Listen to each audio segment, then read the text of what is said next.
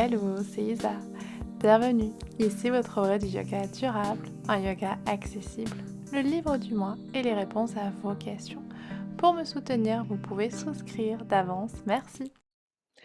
Je suis ravie de vous retrouver aujourd'hui pour la seconde vidéo du mois de décembre. Aujourd'hui, on va continuer ce qu'on a introduit dans la première séance, à savoir comment faire dans les relations humaines. Aujourd'hui, on va utiliser la clé de l'enthousiasme, donc une clé qui va être très agréable pour une séance qui, j'espère, va être aussi agréable. Et je vous conseille peut-être de la faire en fin de journée. Plutôt, ce sera une séance qui est vraiment destinée à apaiser, à calmer le mental un petit peu et c'est une séance qui est axée pour les pas souples. Donc vous allez voir, on va pas, chercher des amplitudes a articulaires extraordinaires, on va juste chercher des amplitudes de confort pour notre corps. Vous allez voir, on va passer pas mal de temps allongé pour cette séance, donc munissez-vous bien d'une sangle et de 2 briques pour vraiment être, le plus confortable possible dans les postures et on finira par une relaxation guidée où on explorera davantage le sentiment de mudita, le sentiment d'enthousiasme et on verra peut-être aussi comment l'intégrer dans sa vie quotidienne. Si c'est OK pour vous, on va pouvoir commencer tout de suite et on va venir s'allonger sur le tapis. Je vous dis tout de suite, posez les briques à l'avant et prenez la sangle avec vous. Hop, on vérifie bien qu'on a assez de place derrière nous. On va venir poser les mains sur le ventre. Et ici, pour commencer la séance, connectez-vous déjà aux sensations de votre corps qui est posé sur le sol.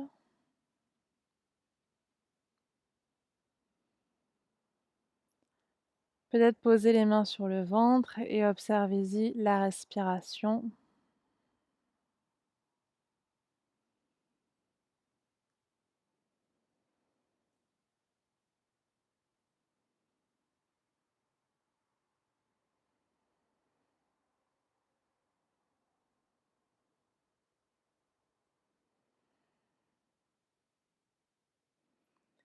Puis observez la région de votre cœur.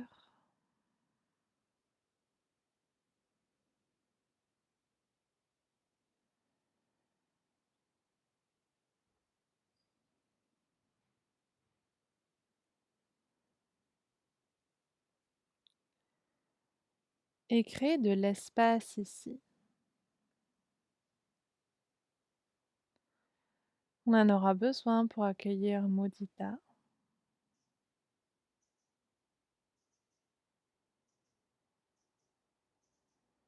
l'enthousiasme, la bienveillance.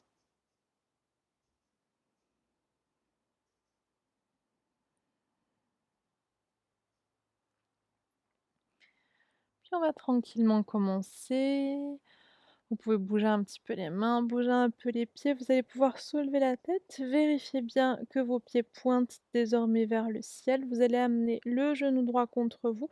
Placez juste, on a l'habitude de le faire, un pouce à index au niveau du creux de l'aine pour pas trop vous déhancher quand vous ramenez la jambe. Dépliez la sangle, placez-la en petit lasso, hop. Vous savez qu'à chaque fois c'est un peu la galère, mais on a l'habitude. Et là on va pousser la jambe dans le ciel. Étirez la jambe à 90°, pas besoin d'aller plus loin. Et aujourd'hui, je vais juste vous inviter à avoir les coudes posés au sol. Vous écartez un petit peu les coudes et vous poussez le talon vers le haut. Donc c'est vraiment maintenant une posture qu'on commence à bien intégrer. Mais si vous pratiquez le soir, vous allez peut-être voir que vous pouvez un peu avancer un peu plus la jambe vers vous. Si c'est OK, vous y allez, sinon vous restez là où vous êtes. Prenez le temps de vous connecter vraiment à vos sensations.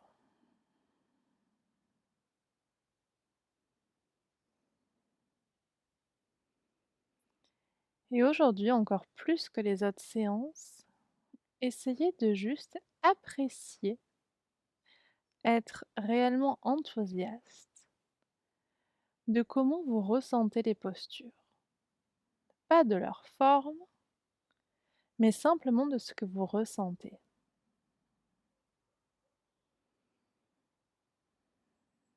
Faites cultiver la joie, l'enthousiasme ici, en vous disant que c'est tout à fait OK que votre corps soit déjà capable d'aller là où il va.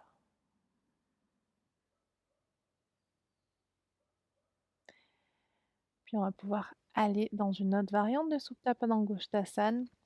Vous attrapez les 2 brins de sangle dans la main droite, vous posez bien la main gauche au niveau de la hanche gauche et on ouvre la jambe droite vers la droite. Si c'est un peu trop intense, posez la main sous le genou, même pliez la jambe et simplement appréciez un petit peu l'ouverture ici. Adaptez-vous.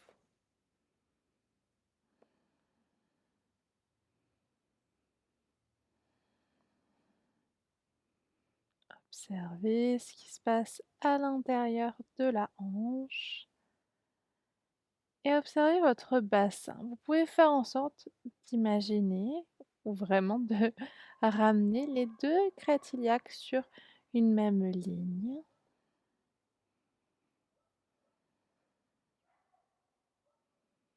Puis on va pouvoir ramener la jambe dans le ciel, placer les 2 brins de sangle dans la main gauche, ouvrez le bras droit vers la droite, inspirez, à l'expire, partez dans une douce torsion. Vous pouvez relâcher un peu la pression dans la jambe gauche, allongez bien le ventre et vous pouvez suivre du regard la main droite.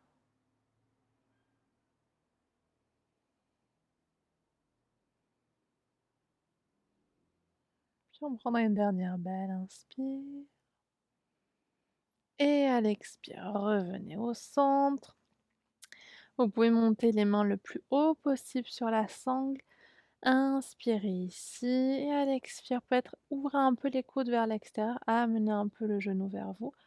À votre rythme, pas besoin d'aller trop loin et appréciez ce que vous ressentez.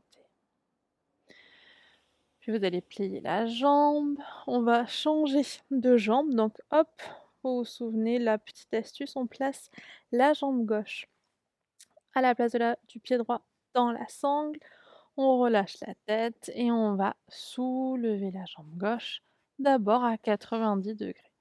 Prenez un petit temps dans cette première variante de Supta Padangusthasana pour vraiment observer comment vous vous sentez.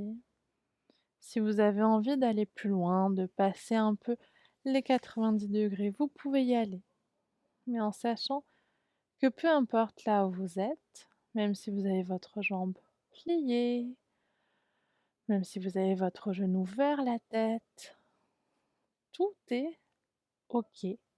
Et peu importe là où vous êtes, vous pouvez éprouver de l'enthousiasme.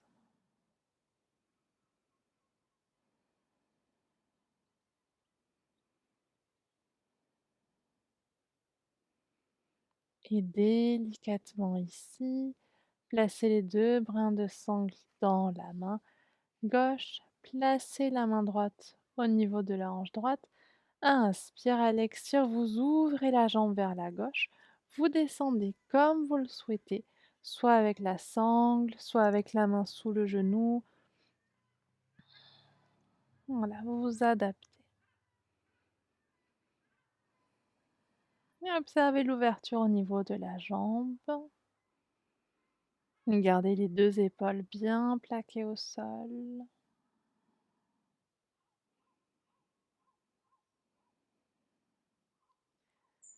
Et observez particulièrement vos traits, détendez-les.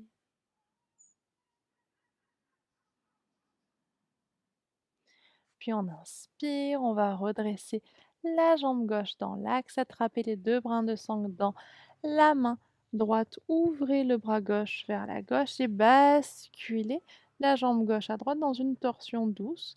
La jambe droite est détendue elle aussi. Allongez bien le ventre pour bien allonger le dos. Regardez votre main gauche et respirez.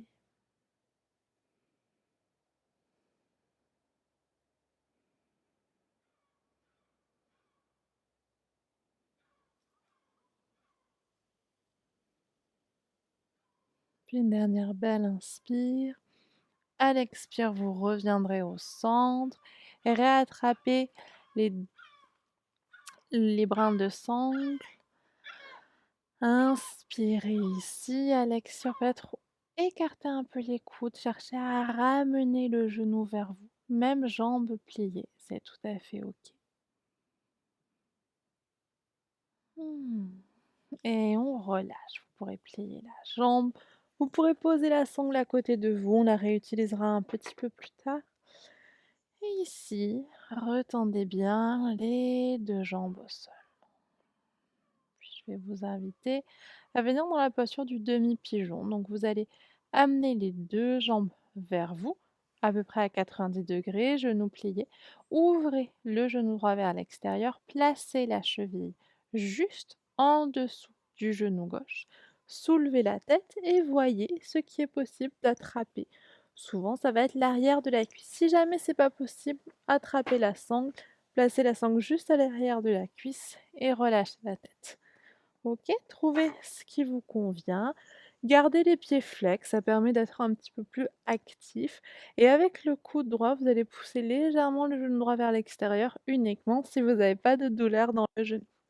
On n'a pas posture du demi-pigeon. Observez l'étirement qui est en train de se créer au niveau de la fesse droite. Vérifiez que votre bassin n'est pas trop décalé. Ramenez un peu de conscience. Replacez-vous à l'intérieur de vous. Et c'est peut-être la clé dans nos relations avec les autres. Surtout quand on est face à des gens qu'on admire, qui nous inspirent. Parfois la jalousie, l'envie peut venir, mais si on se replace exactement là où on est, peut-être que ces sentiments peuvent disparaître, ou en tout cas être atténués.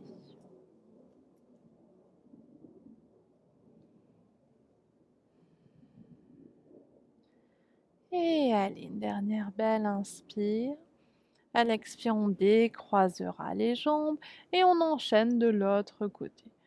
Donc prenez bien le temps de soulever la tête, de bien attraper la jambe, de pousser le genou vers l'extérieur. Vérifiez que vos pieds sont bien flex. Et surtout, respirez.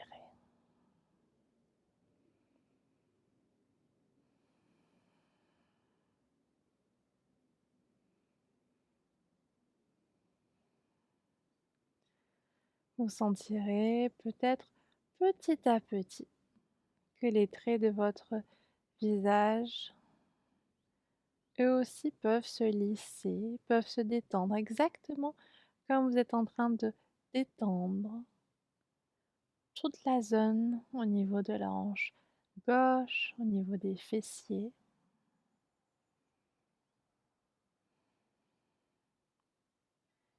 Et allez, une dernière belle inspiration.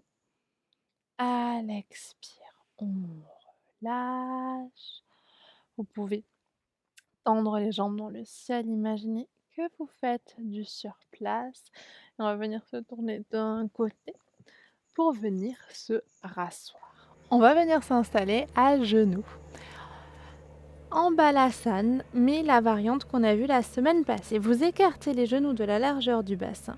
Vous allez crocheter le pied droit au-dessus de la cheville gauche. Poussez les fesses vers la droite et tirez les bras vers la gauche. Prenez un temps ici. On va prendre 3 respirations. Et observez pendant ces respirations votre dos et plutôt les sensations de la respiration. Dans le dos. Pour prendre un peu de recul.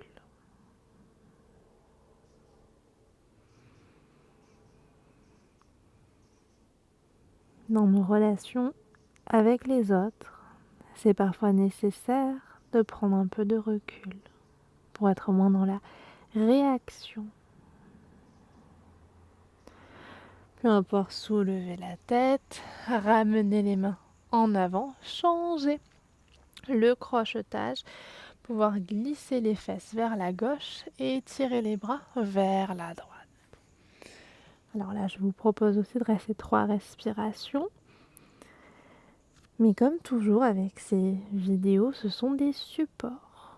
Donc je vous le rappelle, à chaque fois, vous pouvez appuyer sur pause et prendre le temps de rester un peu plus longtemps dans les postures.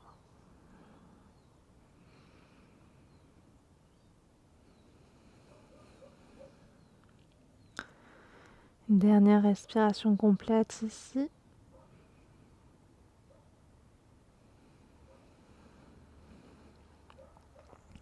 Parfait.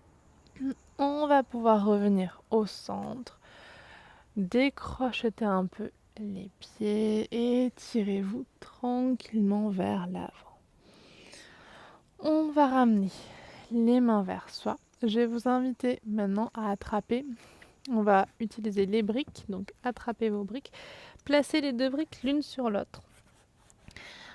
Juste voilà, sous vos fesses, vous allez pouvoir poser les fesses sur les briques, amener les genoux l'un à côté de l'autre. Vérifiez que vos orteils sont bien étirés. Et on va venir travailler un petit peu Gomukhasana, juste les bras. Donc placez la sangle au niveau de votre épaule droite. Et on va commencer tranquillement. Vous allez pouvoir soulever le bras droit dans le ciel. On étire le bras vers le haut et vous allez tourner la paume de main vers l'arrière. Descendez le bras de manière à ce qu'il attrape la sangle. Puis on va venir... Imaginez que vous poussez comme si vous étiez dans l'eau. Vous poussez un petit peu le bras gauche en arrière, paume de main vers l'arrière et vous pliez les coudes. Attrapez la sangle. Essayez, même si vous le pouvez, de ne pas attraper vos doigts. Vous allez avoir les brins de sangle dans les mains et vous tirez la sangle avec la main droite vers le haut et vous tirez la sangle avec la main gauche vers le bas. Donc respirez un petit peu ici. Juste histoire à la fois d'assouplir et d'ouvrir un petit peu la zone. Si vous avez envie ou besoin de travailler la zone des épaules, la séance de Hatha Yoga pour l'ouverture des épaules du mois de novembre pourra aussi vous faire du bien. Mettez-vous juste une petite note dans votre tête. Et si vous en avez vraiment besoin, vous vous en souviendrez. Allez, une dernière belle inspire ici. À l'expire, on relâche, on détend les bras. Mine de rien, ça fait un petit peu travailler. On bouge un petit peu les bras et on va changer. Vous allez placer la sangle, hop, à gauche. On lève le bras gauche dans le ciel, on tourne la paume de main vers l'arrière. Vous baissez la main, on attrape la sangle. On imagine qu'on repousse de l'eau avec la main droite. Pliez le coude, attrapez la sangle et avec la main droite, vous tirez vers le haut. Avec la main droite, vous tirez vers le bas. Avec la main gauche, on tire vers le haut. Et là aussi, on observe, ça chauffe, ça tire. Au niveau des épaules, peut-être un peu plus au niveau de l'épaule droite. Observez.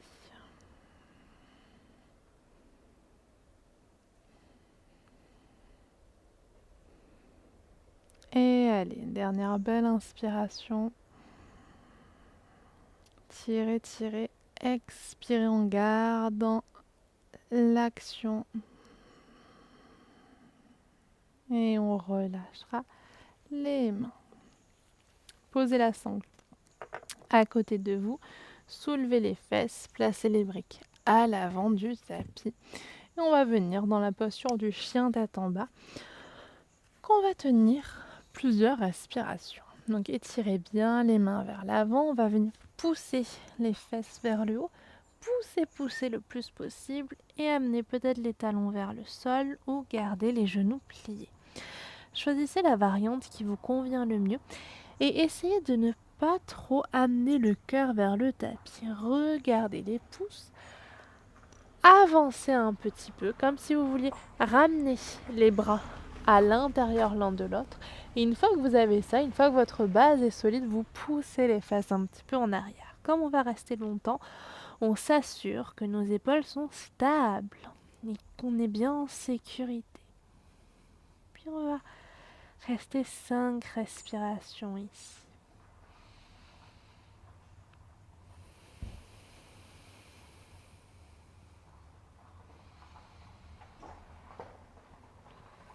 Connectez-vous à la respiration, Ujjayi si vous en avez l'habitude. Ça vous permettra d'être un peu plus concentré.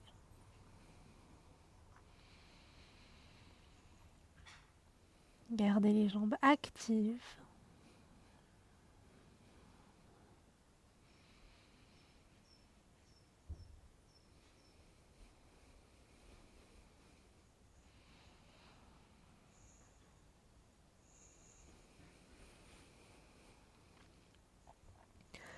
Une dernière respiration complète. Puis on pourra poser les genoux au sol. Très bien. On va attraper les briques. Vous allez les placer, hop, à l'intérieur du tapis, mains écartées après la largeur des épaules. Et vous allez venir placer le pied droit à l'extérieur de la main droite. Mais avant ça, on va juste soulever la jambe et on va faire des petits cercles, juste ici, pour observer la mobilité à ce niveau-là. Et oui, on a beaucoup plus de mobilité que ce qu'on croit. Une fois que c'est bon, on va venir placer le pied droit à l'extérieur de la brique à droite. Reculez en vous aidant des orteils du pied gauche, le genou gauche un petit peu en arrière. Et voyez si vous pouvez allonger un peu le buste ici. Donc ça, c'est la posture du lézard. Reculez maintenant un peu les fessiers. Inspirez ici. Contractez, activez un peu la zone et à l'expire, réavancez un peu vers l'avant. Toujours avec la zone du bassin maintenue. Et encore 2 fois. Et on expire, on avance. Et une dernière fois. Et quand vous reviendrez à l'expire, imaginez que vous voulez ouvrir la région du cœur. Parfait. Et si c'est bon pour vous, on va pouvoir peut-être descendre les coudes sur les briques.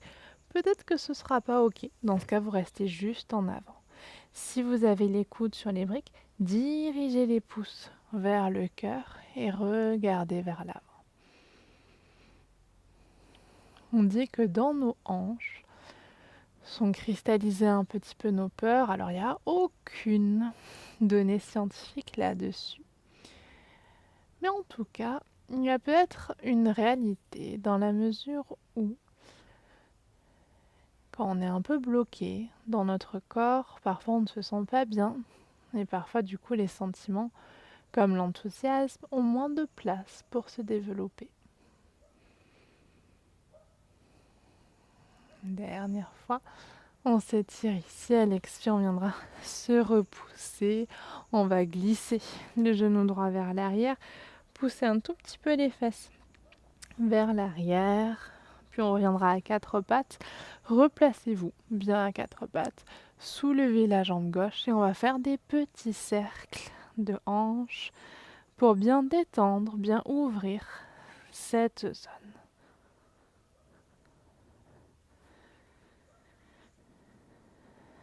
On observe la mobilité de ce côté aussi. Très bien. Puis on viendra placer le pied gauche à l'extérieur de la brique gauche. Talon vers l'intérieur, orteil vers l'extérieur. Quand vous êtes là, vous allez vous aider pour reculer un tout petit peu le genou droit. Et ici, simplement, inspirez, on recule un petit peu vers l'arrière. Et à l'expire, en activant, en gardant bien le bassin stable, on revient vers l'avant et on ouvre la région du cœur. On crée de l'espace dans le cœur et dans les hanches. Encore 2 fois.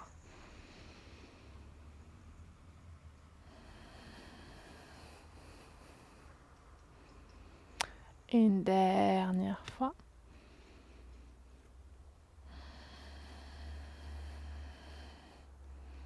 Très bien. Puis quand ce sera OK pour vous, on va descendre de nouveau, coude sur les briques, paume de main l'une contre l'autre, glisser les pouces vers le cœur, Regardez vers l'avant.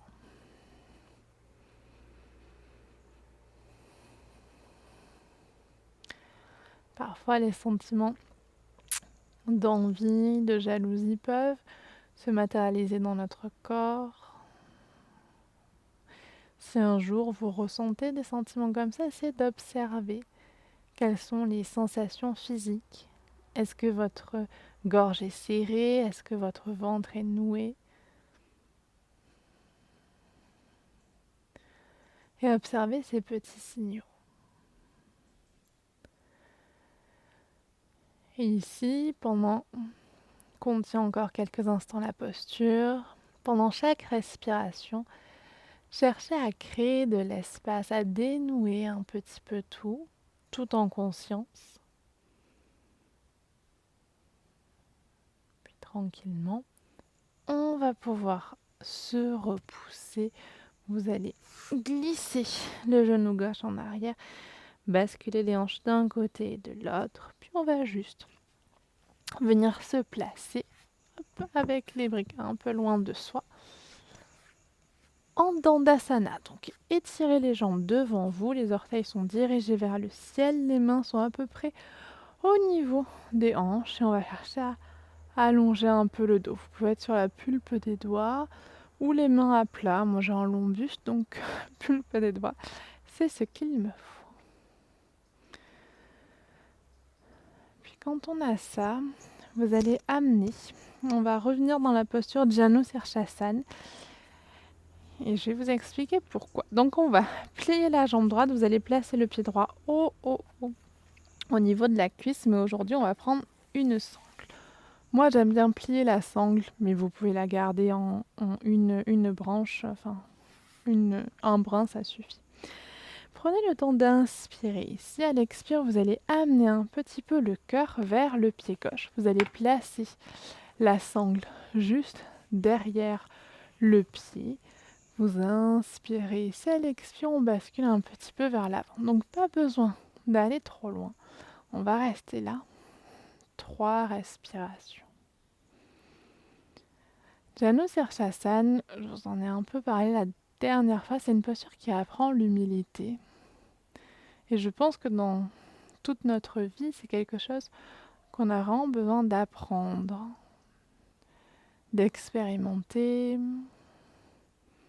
de ressentir. Et d'autant plus dans les relations humaines.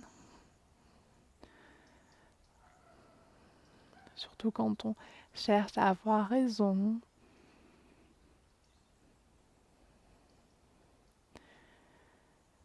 Cherchez ici à accepter les sensations que vous ressentez.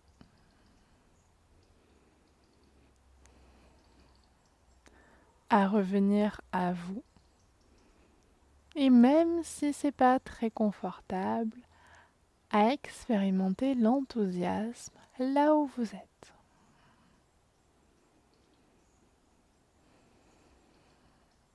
Puis une prochaine inspire, vous pourrez de nouveau vous soulever, on ôtera la sangle, on va plier la jambe gauche, vous allez tendre la jambe droite.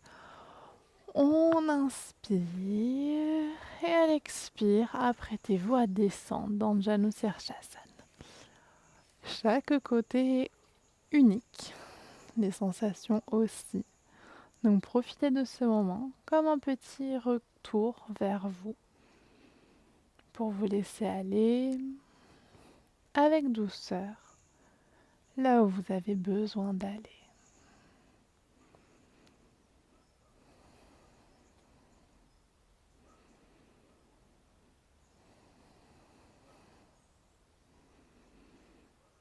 Laissez la respiration vous accompagner.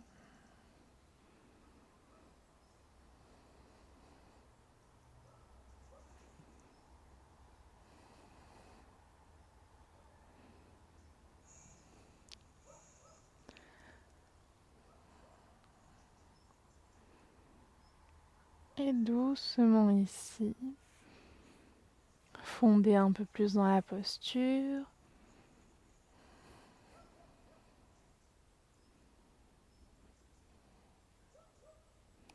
Puis on pourra redresser tranquillement la tête et revenir ôter la sangle.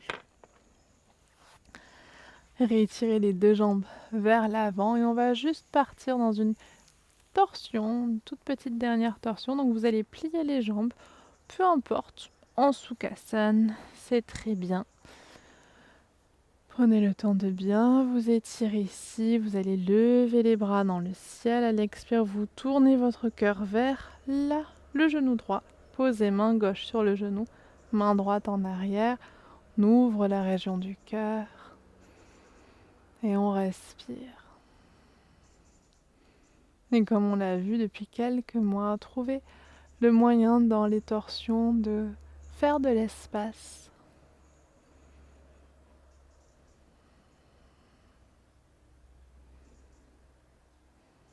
Allez, une dernière belle inspire. À l'expire, on revient au centre. Laissez-vous le temps que tout revienne à sa place. Et en inspire, on lèvera les bras dans le ciel. À l'expire, on tourne main gauche sur main gauche en arrière et main droite sur le genou gauche. Ouvrez ici la région du cœur. Stabilisez-vous. Si votre cœur pointe trop en avant, pensez à ramener les côtes flottantes, c'est-à-dire que le milieu de votre dos, vous voulez le pousser légèrement vers l'arrière. Au niveau de votre zone des lombaires, il y a un creux, mais pas plus haut.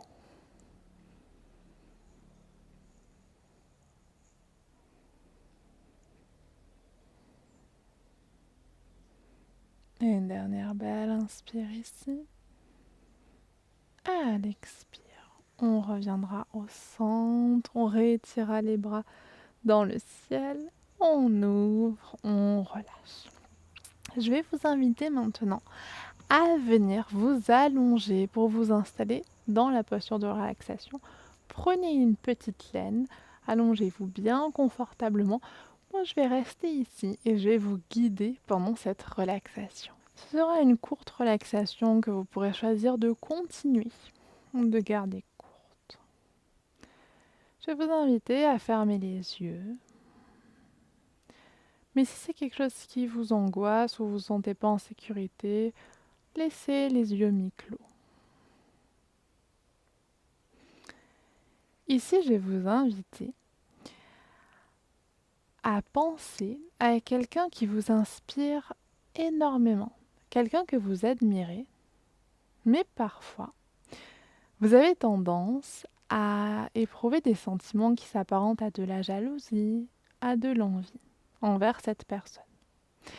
C'est tout à fait OK. Et essayez justement d'accepter ces sentiments sans le moindre jugement. C'est des sentiments qui sont naturels. Et ça nous arrive tous et toutes d'éprouver ces sentiments.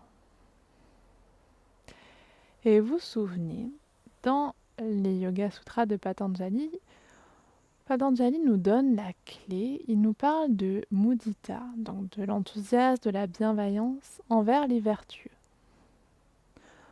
On peut considérer que les vertueux sont justement ces personnes, on a l'impression qu'elles font tout bien. Et souvent, on peut les admirer, mais c'est un sentiment à double tranchant.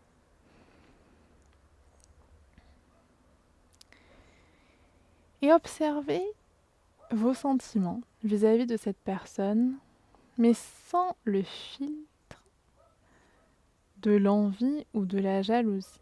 Observez simplement qu'est-ce que cette personne vous apporte de positif dans votre vie. Quand on admire une personne, c'est souvent parce qu'elle va nous apporter parfois de la motivation, parfois des conseils, parfois c'est une inspiration.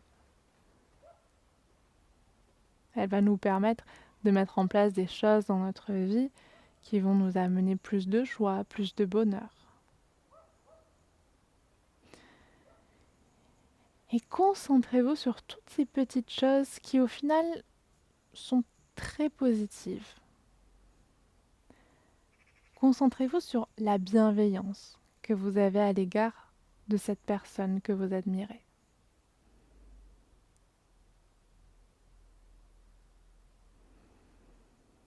Et vous pouvez même essayer d'amener la bienveillance à l'intérieur de vous pour la rendre concrète dans votre cœur, par exemple.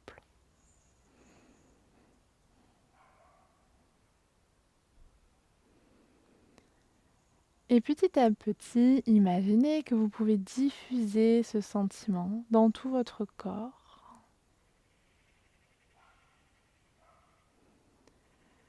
Peut-être même imaginer qu'il vous entoure, qu'il peut se diffuser autour de vous.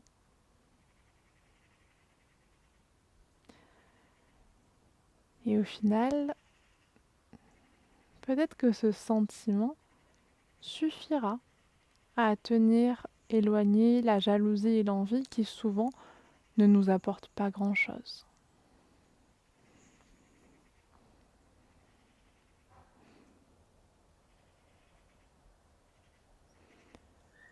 Et si vous avez besoin, je vous inviterai à appuyer sur pause, à rester le temps que vous voulez encore dans la posture de relaxation.